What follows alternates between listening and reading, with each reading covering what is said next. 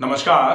पेट फूला रहता है, पेट में ज्यादा गैस बनती है, हमेशा पेट की फुलावट की वजह से सीने में भारीपन बना रहता है, चलने में भी आपको सांस फूलने लग गई है, हांफने लग गए हैं आप, या फिर जैसे ही खाना खा लेते हैं, खाना खाते ही आप निढाल हो जाते हैं, पेट एकदम भारी हो जा रहा है।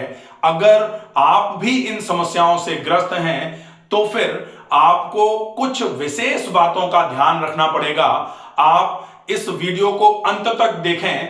हम 5 ऐसी विशेष बातें बता रहे हैं जो आपके पेट में बनती हुई गैस को पूरे तरीके से खत्म करने में आपकी बहुत मदद करने में सहायता करेंगी।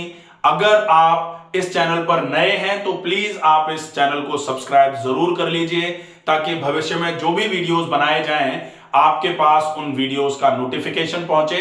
स्वस्थ रहेंगे तभी आप बाकी चीजें कर पाएंगे, और स्वस्थ रहने के लिए स्वस्थ रहने के सामान्य नियमों का पालन आवश्यक है। और उन नियमों के पालन में आप किस तरीके से तत्पर होंगे, आपको अपने रोग को अगर ठीक करना है तो छोटे छोटे नियमों का पालन करके आप बड़े से बड़े रोग को जड़ से खत्म कर सकते हैं। आज हम पेट में बनती हुई गैस का निवारण कैसे हो सकता है उस टॉपिक पर बात करेंगे। सबसे पहले नंबर पर होगा, आप आलस को छोड़ो। जिन लोगों को पेट में गैस बनती है, सामान्य तौर पर देखने में आता है कि आलसी प्रकृति की वजह से वो व्यायाम नहीं कर रहे हैं, आलसी प्रकृति की वजह से भोजन को भी जल्दी जल्दी में खा ले रहे हैं।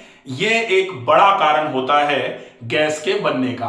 तो आलस की प्रकृति को छोड़ना और नियमित व्यायाम करना, यह गैस की समस्या के लिए सबसे बड़ा उपचार माना जाता है। आलस की प्रकृति छूटेगी तभी, नहीं तो आलस क्या होता है कि व्यायाम चलो कल से कर लेंगे, कल हुई तो चलो कल से कर लेंगे। तो आज के काम कल पर डालने की जो आदत है वो आपके व्यायाम कभी शुरू नहीं करने देगी, वो अच्छी हैबिट्स को फॉलो ही नहीं करने देगी आपको। इसलिए आलस को छोड़ना सबसे पहला उपचार माना जाएगा। आलस छूट जाए जैसे ही, उसके बाद आप नियमित व्यायाम का अभ्यास करें, और व्यायाम में जो व्यायाम आपसे आसानी से हो जाए, आप ज्यादा से ज्यादा टहलने पर फोकस कर सकते हैं। अगर आप चाहें कि हम तो आसन करेंगे, तो इंडाइजेशन के लिए yoga for indigestion bye doctor Ramakant Sharma कुछ विशेष स्पेसिफिक आसन बताए हैं जो इंडाइजेशन को ट्रीट करेंगे, जो डाइजेशन को इंप्रूव करने का काम करेंगे। गैस्ट्रिक ट्रबल में बहुत अच्छे आसन होते हैं ये।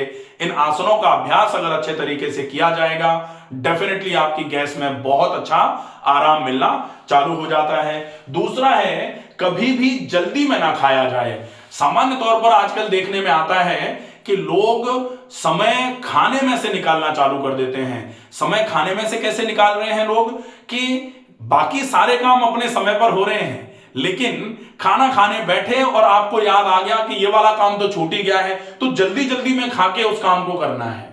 या फिर खाना खाने बैठे ही थे कि फोन आ गया जल्दी आओ, तो आप जल्दी जल्दी खाना खा करके भाग रहे हैं।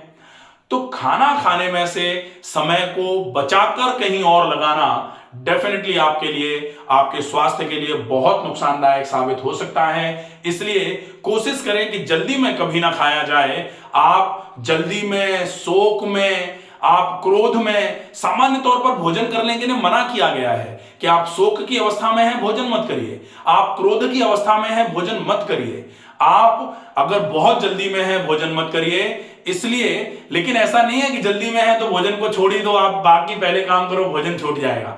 भोजन को छोड़ने का ऑप्शन आपके पास नहीं होता है। समय पर अगर आप भोजन नहीं करेंगे, जैसे आप बहुत जल्दी में हैं और आपकी गाड़ी में पेट्रोल नहीं है, तो आप क्या गाड़ी को लेके ऐसे ही निकल जाएंगे बिना पेट्रोल डलवाए क्योंकि जल्दी में है? तो ठीक नहीं है ना, क्योंकि आपको कुछ समय के बाद रुकना पड़ जाएगा। वहां अगर पेट्रोल पंप नहीं मिला तो गड़बड़ी हो जाएगी आपके साथ। ऐसे ही आप शरीर का भी ध्यान रखें कि अगर आप जल्दी में हैं तो फिर आप उस जल्दी के लिए आप कोशिश करो कैसे भी करके खाने का समय पूरा निकले।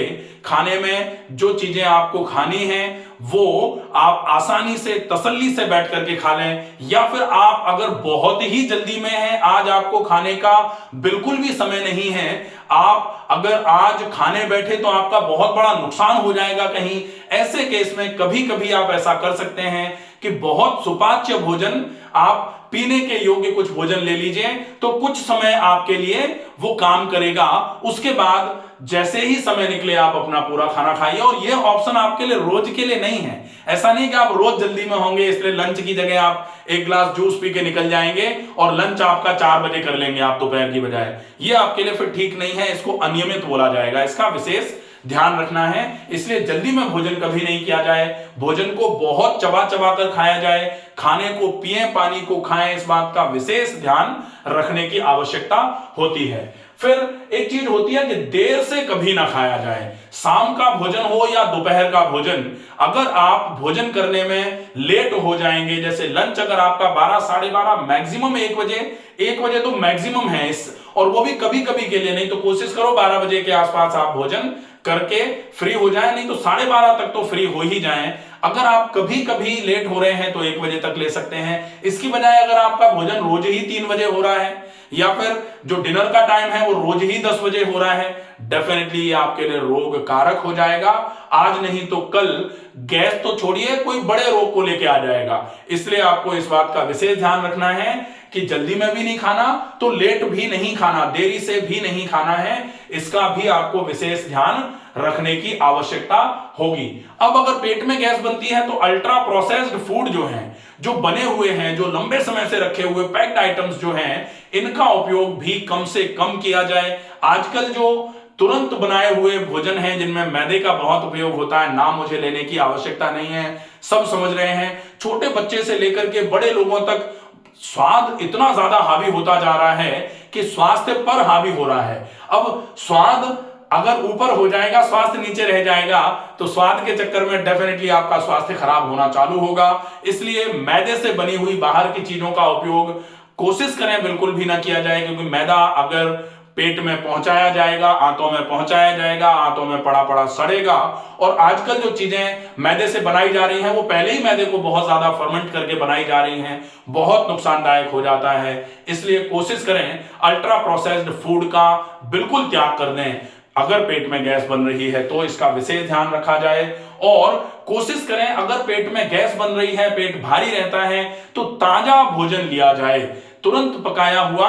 ज्यादा से ज्यादा अगर 6 घंटे रखा हुआ भोजन ले लेंगे तो चल सकता है, लेकिन अगर आप उससे ज्यादा रखा हुआ भोजन लेते हैं या फिर बासी भोजन अगर आप लेंगे, डेफिनेटली वो आपके पेट में समस्या कराने का काम करेगा। इसके अलावा आप पानी पर भी विशेष फोकस रखें, क्योंकि पानी ही पेट की सफाई में क्लीनिंग एजेंट का काम करता है। तो पानी आपको पूरे दिन में कम से कम 2.5 से 3 लीटर पानी पीना है। ये पानी आप बिल्कुल चाय की तरह सिप कर करके पिएंगे। अगर किसी को बोला जाए कि पानी चाय की तरह सिप कर करके पिएंगे, तो कहते हैं, आप कहते हो सवेरे सवेरे तेज गति से पीना है। तो ये बिल्कुल क्लियर रखो कि सवेरे ऊषा पान जो है वो एक अलग बात है, वो आप पानी पी करके पानी के फायदे ले रहे हैं आप, लेकिन वो क्लीनिंग के लिए, क्लीनिंग पर्पज से है, वो आपके इंटेस्टिनल डिटॉक्सिफिकेशन के लिए है। बाकी पूरे दिन का पानी जो है वो आपके पोषण के लिए भी है, वो आपके एब्जॉर्प्शन के लिए भी है, वो आपके थर्मो रेगुलेशन के लिए भी है। इसलिए बाकी पूरे दिन का पानी जो है वो सिप कर करके पिया जाएगा, और सवेरे के पानी को आपको बड़े बड़े घूंट जल्दी जल्दी ज्यादा मात्रा में एक बार में एक जगह बैठ करके पिए गए पानी को ऊषा पान कहते हैं। ऊषा पान बाय डॉक्टर रमाकांत शर्मा, पूरा वीडियो है, आप उसको देख सकते हैं। अगर आपको पानी पीने में कोई कंफ्यूजन हो कि सवेरे का कैसे, दोपहर में कैसे, पूरे दिन का कैसे, तो आप पूरा समझने के लिए ऊषा पान बाय डॉक्टर रमाकांत शर्मा देख लें, या how to drink water by doctor Ramakant Sharma. ये पूरे दिन का पानी किस तरीके से पिया जाना चाहिए कि आपको अच्छे से फायदा हो, वो वीडियो भी आप देख सकते हैं। आशा है ये वीडियो आपको पसंद आएगा। ज्यादा से ज्यादा लोगों तक इस वीडियो को शेयर करें। स्वस्थ रहिए, सुरक्षित रहिए। धन्यवाद।